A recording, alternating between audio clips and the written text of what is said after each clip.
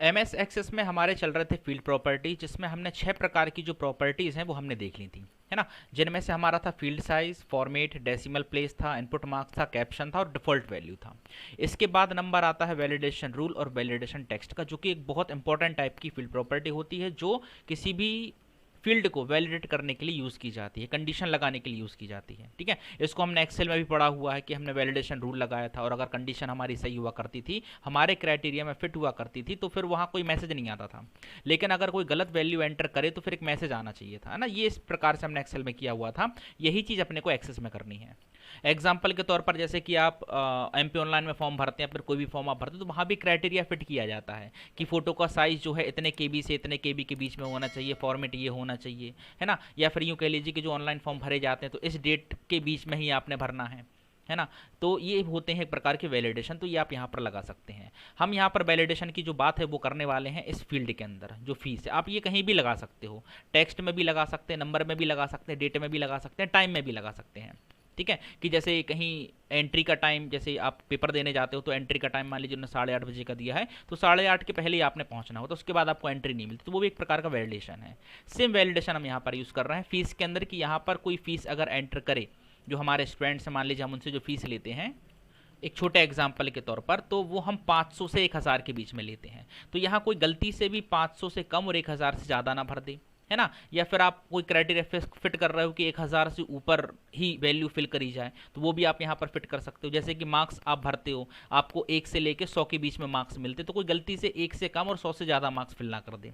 उसको अपने को करने के लिए क्या करना है, डिज़ाइनिंग मोड में जाना है ना। यहाँ पर अपन फीस के अंतर्गत करने वाले हैं, यहीं आपको मिलेगा वैलिडेशन रूल, ठीक है। मान लीजिए यहाँ पर एग्जाम्पल के तौर पर हम रूल लगा रहे हैं कि हमारी कोई भी वैल्यू बड़ी या बराबर होनी चाहिए, कितने के, मान लीजिए 1000 के, ठीक है। या फिर हमने लिया है कि बड़ी या बराबर होनी चाहिए 500 के। अगर 500 से ऊपर है तो कोई मैसेज प्रदर्शित ना हो, या फिर कोई भी एरर मैसेज आपको नहीं आना चाहिए, सजेशन नहीं आना चाहिए। लेकिन अगर कोई गलत वैल्यू फिल कर रहा है तो उसको एक मैसेज आना चाहिए।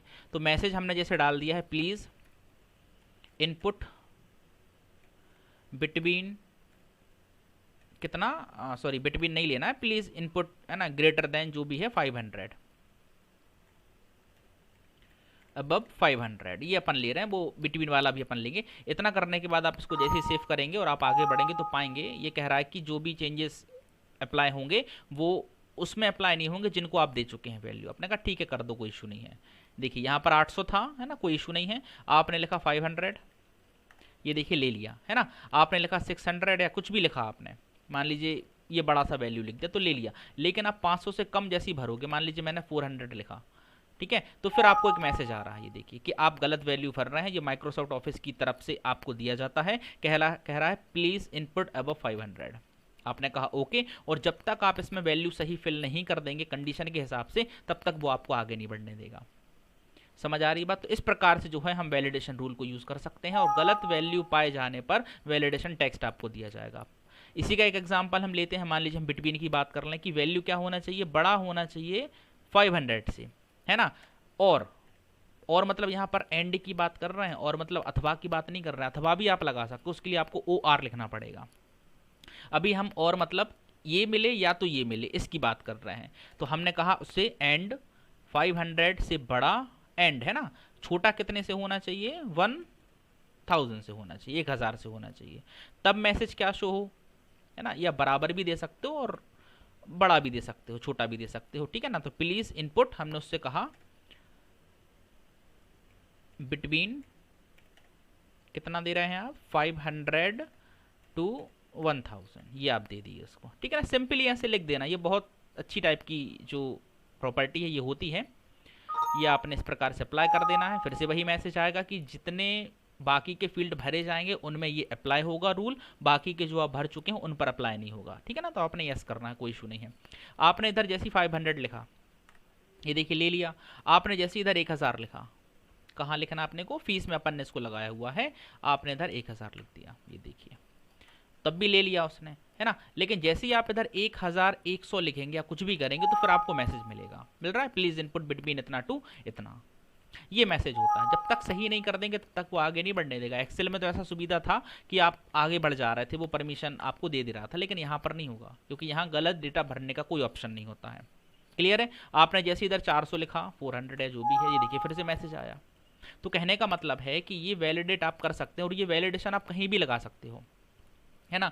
मान लीजिए आपने एड्रेस में वैलिडेशन लगाना कि फलाने एरिया से ही स्टूडेंट्स आने चाहिए, एम्प्लॉयज़ आने चाहिए, किसी एक पार्टिकुलर सिटी से ही स्टूडेंट्स आने चाहिए, या इसी नाम के स्टूडेंट्स आने चाहिए, या फिर इसी सरनेम के, तो ये तो खैर कोई इशू नहीं है। तो इस प्रकार से आप जहाँ लगाना चाहें वहाँ वैलिडेशन रूल को लगा सकते हैं और वैलिडेशन टेक्स्ट को अपनी मर्जी के हिसाब से अप्लाई कर सकते हैं।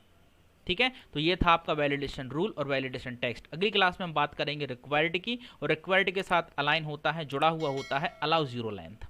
इसको अपन अगली क्लास में देखने वाले हैं। उम्मीद है आपको इतना समझ में आया होगा। मिलते हैं अगली क्लास में अगले डेटा टिप के साथ। तब तक के लिए जय हिंद, जय भारत। ठीक है, इसको आप प्रैक्टिस कर लीजिएगा। एक एक करके हम पढ़ रहे हैं। देखिए एक साथ इन सभी को पढ़ना थोड़ा सा मुश्किल होता, आपको भी समझ में कम आता, तो एक एक छोटी छोटी क्लास में अपन इसको समझ रहे हैं। ठीक है, चलिए मिलते हैं, बढ़ते हैं अगली क्लास की तरफ। तब तक के लिए जय हिंद, जय भारत। ठीक।